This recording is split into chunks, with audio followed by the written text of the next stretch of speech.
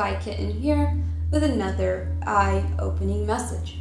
In today's video, I have a very important message I would like to share with you regarding the Jesuit Pope Francis and the satanic symbolism surrounding him. Pope Francis is a very evil man, guys, and after doing research on him and the Jesuit Order, I have found some stuff about him that is truly unbelievable. He is in fact swaying many away from Jesus and the truth, and this is one of the worst deceptions that I have discovered about him. But before I fully dive into this topic though, I want to briefly define what the mainstream says the Jesuit Order is. It was created in August of 1534, and the Jesuit Order is the Society of Jesus.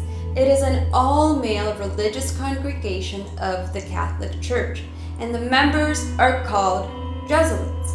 The society is engaged in evangelization and apostolic ministry in 112 nations and on 6 continents. But guys, it has a very occult and very Gnostic roots. We're going to start out with the Jesuit Order connection to one of the most secret black books of magic that ties the Pope into the occult world of paganism, esoteric knowledge, Freemasonry, and the Cabal.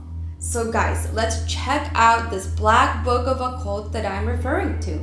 It is called the Clarice Inferni, which is translated to the Key of Hell, and it is written by Cyprianus.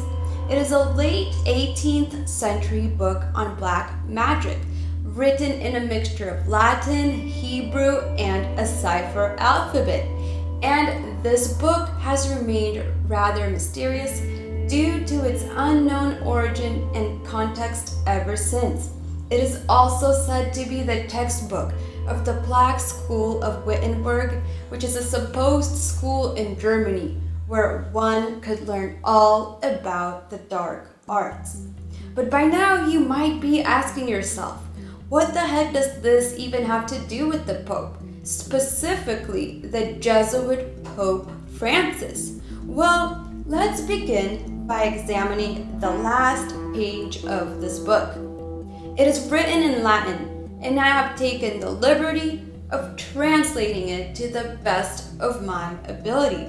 And I realized the last page included a summoning incantation or spell.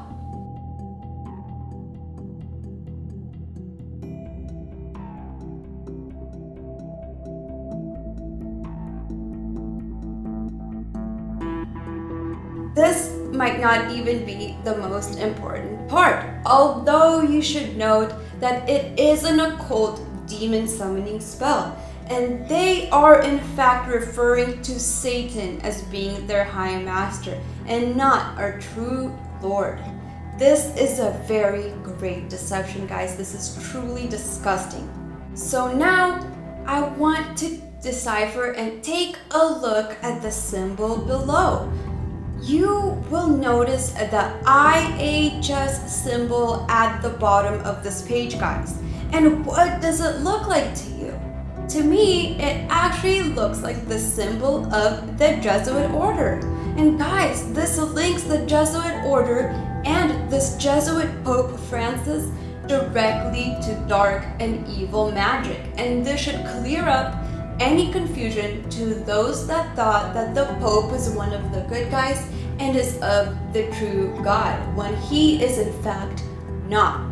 Now, I really want to decipher and compare the IHS Jesuit symbology from this older book to what it has become now.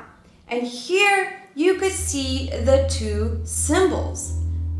The older symbol from the black book has the serpent wrapping around the cross, which is in fact a very esoteric symbol that is used throughout the world. It is also linked to Cadeus and the rod of Asclepius as well. Guys, for thousands and thousands of years, The serpent or dragon was worshipped by many cultures all around the world, and to these ancient people, the serpent had signified wisdom, intelligence, life, and rebirth.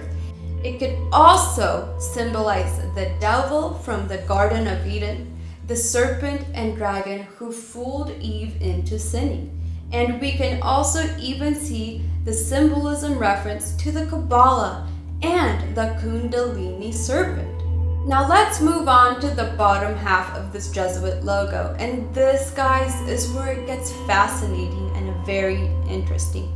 So you can observe the heart with the 3 swords pierced through it at the bottom. This indeed is also a very mystic and esoteric representation.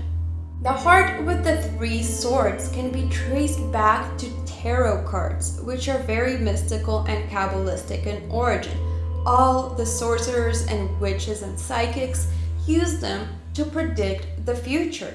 Tarot cards can be traced back as far as 1440, when the first known deck appeared in Italy. But it really gained momentum during the late and early 14th and 15th centuries. So, okay, let's cut to the chase here. The heart unequivocally stems from the Roman Catholic origin. But make no mistake, guys, they have nothing to do with true Christianity or even the Bible. These hearts are purely satanic. These apparently harmless and supposedly sweet and romantic heart symbols seem to have been directly derived from the Sacred Heart, or often called the Sacred Heart of Jesus and Mary. So if we take a closer look here, we see also the 3 swords piercing this heart. And the 3 swords represents rejection, sadness, loneliness, heartbreak, betrayal, separation, and grief, all very negative emotions. And this is why Jesus always has the Sacred Heart in the Catholic religion. This 3 of Swords heart is actually a tarot card called the 3 of Swords. This is all mystic. That's why the Jesuit symbol has these 3 swords in plain sight. They are showing us the rejection of Jesus. And in the new Jesuit symbol, they even took out the heart so people won't connect this. But with a bit of old-fashioned digging, you could find the truth anywhere and the madness of this Jesuit and Catholic connection to the occult.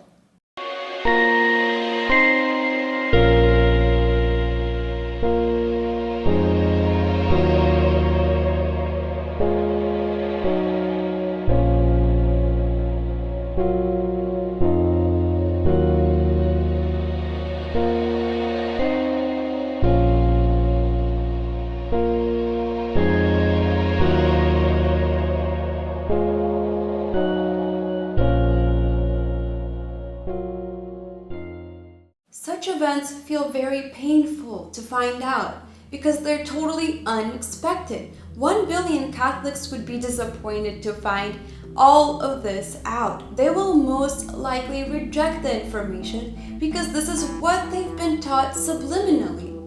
All of this just ties the Jesuit Order to the occult book of black magic even more. And there's actually 2 options to think about.